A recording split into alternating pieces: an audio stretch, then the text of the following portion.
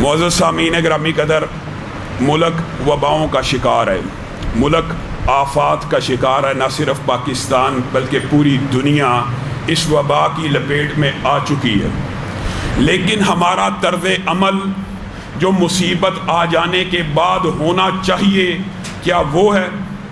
یقین مانیے، من حیث الامت، من حیث القوم، اجتماعی لحاظ سے بھی ہم نے جس غفلت کا مظاہرہ کیا ہے، میں اور آپ سوچ بھی نہیں سکتے۔ اور بقول ڈاکٹر فضل الہی کے، شیطان نے ایسا چکمہ دیا ہے، ایسا وسوسہ ڈالا ہے، ایسا دھوکہ اور فریب ڈالا ہے کہ مسجد میں مت آنا، بیمار ہو جاؤ گے۔ مسجد میں مت آنا، بیمار ہو جاؤ گے۔ وہ مسجد جس میں داخل ہو کے آپ اللہ رب العزت کی بارگاہ میں آ کے دعا کرتے ہیں، اے اللہ رحمت کے دروازے کھول دے۔ ایک تو بیماری سے بچنے کے لیے جو وظائف ہیں وہ ہم نہیں کر رہے، اللہ کے جو قوانین ہیں ان کے اوپر ہم عمل نہیں کر رہے، اور پھر اللہ کی رحمت سے بھی بھاگ رہے ہیں۔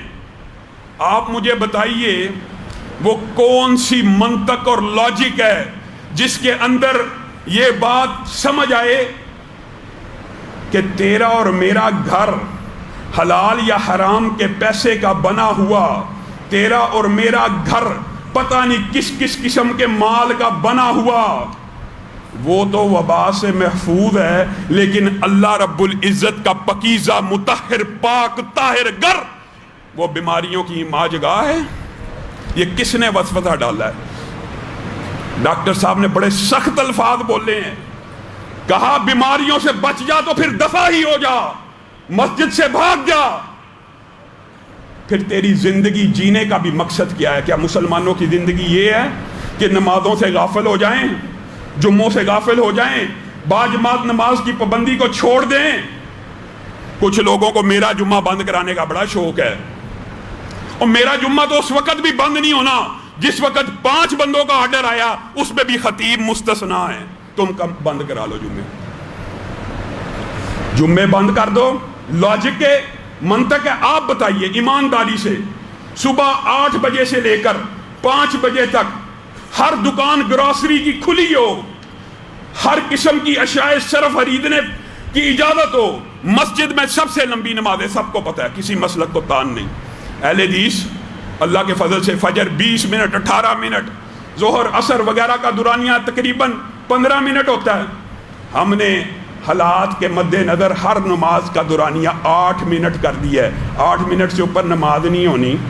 پورے دن کے اندر 5 مرتبہ وضو کر کے، حفاظتی اقدامات کر کے بندہ مسجد میں 40 منٹ کے لیے نہ آئے، ایک ہفتے کے بعد جمعے کو بھی مختصر کیا جا سکتا ہے، 20-25 منٹ کے لیے جمعہ پڑھنے نہ آئے، لیکن صبح 8 سے لے کے 5 بجے تک ہزاروں لوگ لائنیں بنا کر گروسری سٹورز کے اوپر جائیں، وہاں سے بیماری نہیں لگنی صرف مساجد سے ہے۔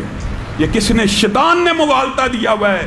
میں آپ کو حقیقت بات بتاؤں، حقیقت بات یہ ایسی ہی بات ہے، ایسی ہی بات ہے۔ کیسی بات ہے؟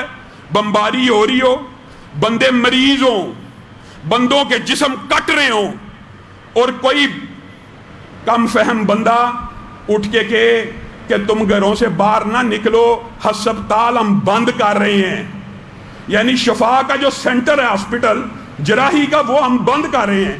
آپ مجھے بتائیے ایمانداری سے ذرا ضمیر کو ٹٹولیے۔ میں ملحد قادیانی لبرل مافیا کو مخاطب نہیں کر رہا، میں ایماندار لوگوں کو مخاطب کر کے کہہ رہا ہوں، ایمانداری سے بتلائیے، اگر مسجدیں بیماریوں، ان دیکھے دشمنوں اور اس طرح کی اللہ کی مخلوقات کے پھیلے ہوئے وبا اور عذاب سے بھی حفاظت کا ذریعہ نہیں ہیں، تو پھر مسجدیں شفا کا، رحمت کا، اللہ کے ذمے میں آنے کا، ان سب باتوں کا مطلب ہی کیا ہے؟ بتائیے۔ ایک وبا آ گئی، مصیبت آ گئی، چاہیے تو یہ تھا میں اور آپ دوڑتے اللہ کی مغفرت کی طرف، مسجدوں کو اپنے سجدوں سے آباد کرتے، اپنے آنسوؤں سے اپنے گناہوں کی معافی مانگتے۔ جب مصیبت کا وقت تھا اس وقت ہسپتال بند کر دینے سے بڑا وبال یہ ہے کہ جو پناہ آنے ہیں، جو حقیقی شفا آنے ہیں، روحانیت کے اسباب کے جو ذرائع ہیں، آپ ان کو تالا لگا دیں۔ ایک ویسے مصیبت آ گئی، ایک مسجد کو بھی بند کر دو جو شفا کا حقیقی ذریعہ ہے۔ مجھے بتائیے یہ کہاں سے فلسفہ آ گیا؟ یہ کس بندے نے مغالطہ ڈال دیا کہ وائرس اللہ سے بھی زیادہ طاقتور ہے؟ یہ جن کافروں کو ویکسین کے لیے دیکھ رہے ہیں، جن کافروں کے ساتھ انہوں نے امیدیں وابستہ کی ہوئی ہیں، یہ بھی بڑے دکھ کی بات ہے، یہ بھی ایک لمبی کہانی۔ علامہ صاحب آپ نے کافروں کے لیے بد دعا کر دی، آپ نے کافروں کے لیے بد دعا کر دی، وہ ہمارے لیے ویکسین تیار کرنے لگے ہیں۔ ان کا ضمیر ان کافروں کی بد دعا کے اوپر جاگ گیا جنہوں نے برسوں سے کشمیریوں کے اوپر ظلم و ستم کی بارش کی ہوئی۔ کشمیر لاک ڈاؤن کیا ہوا، تب ضمیر نہیں جاگا۔ برما کی بچیاں جل گئیں، بچوں کو ابالا گیا، بچوں کو جلایا گیا، ضمیر نہیں جاگا۔ فلسطین کا لاک ڈاؤن ہو گیا، ضمیر مردہ رہا۔ مسلمانوں کا قتل عام افغانستان میں ہوتا رہا، ضمیر نہیں جاگا۔ ضمیر ایک بد دعا پہ جاگ گیا، اور منافقت کی انتہا دیکھیے، منافقت کی انتہا۔ کفار کے لیے بد دعا کرنا تو ان کے نزدیک ظالم کافروں کے لیے بد دعا کرنے سے ان کی انسانیت تو جاگ گئی، لیکن کسی مسلمان کو گالی دینے اور اس کے لیے بد دعائیں کرنے اور اس کو لعنت ملامت کرنے کے اوپر ان کا کوئی ضمیر نہیں ہے۔ یعنی نبی کریم صلی اللہ علیہ وسلم کی سنت پہ بھی اگر کوئی عمل کرے، میرے دل میں کئی مرتبہ خیال آتا ہے آج ہم کس معاشرے میں ہیں، کیا میں اور آپ آج اتنی پستی کا شکار ہیں کہ ہم سورت توبہ کھول کے اس کا ترجمہ نہیں پڑھ کے سنا سکتے؟ ان بدبختوں کو کیا پتا؟ انہوں نے قرآن کھولا ہو تو پتا ہونا اللہ قرآن میں کیا کہہ رہا ہے۔ ان ائمۃ الکفر کو قتل کرنا کس طرح؟ اگر ہم وہ ڈیٹیلز بتا دیں کہ اللہ نے قرآن پاک میں کبھی کا گردن سے مارو، کبھی کا پاؤں سے مارو، کبھی کا ہاتھ پہ مارو، تو یہ کس طرح کا وبیلا کریں گے؟ اور یقین مانیے حدیثیں بندہ پڑھتا ہے، کئی مرتبہ ان حدیث کی انسان کو اتنا ادراک اور شعور نہیں ہوتا جو کئی مرتبہ پریکٹیکل سے ہو جاتا ہے۔ عرصہ یہ حدیث پڑھی تھی کہ دعا مومن کا ہتھیار ہے، دعا مومن کا ہتھیار ہے، مومن کا اسلحہ ہے، مومن کا توکل ہے۔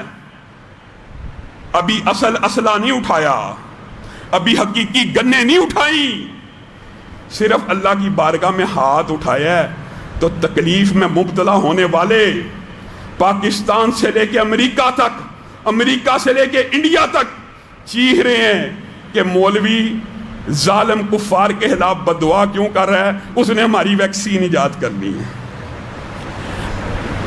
یہ ان کی امیدوں کا مرکز، ان کی امیدوں کا محور، یہ جن سے تم امیدیں لگا رہے ہو نا، ان کافروں نے تمہارے لیے ویکسین ایجاد کرنی ہے، اللہ کی قسم وہ تو تمہارے قتل کے منصوبے بناتے رہتے ہیں۔ ویکسین ایجاد کرنے والوں سے جو توقعات اللہ نے اس کا بھی جواب قرآن پاک میں دیا ہے، یہ جن سے امیدیں وابستہ کر بیٹھے ہو نا، یہ سارے سائنسدان جمع ہو جائیں، سارے جمع ہو جائیں، ایک مکھی کو پیدا کر نہیں سکتے، ایک مکھی نہیں بنا سکتے، ایک مکھی نہیں بنا سکتے۔ جو اللہ خالق مالک ہے، آسمان و زمین کو پیدا کرنے والا، انسان مخلوقات کو پیدا کرنے والا، اس سے امید نہیں لگانی، اس سے امید نہیں لگانی، امید اس سے ہے جو ویکسین بنا لے گا۔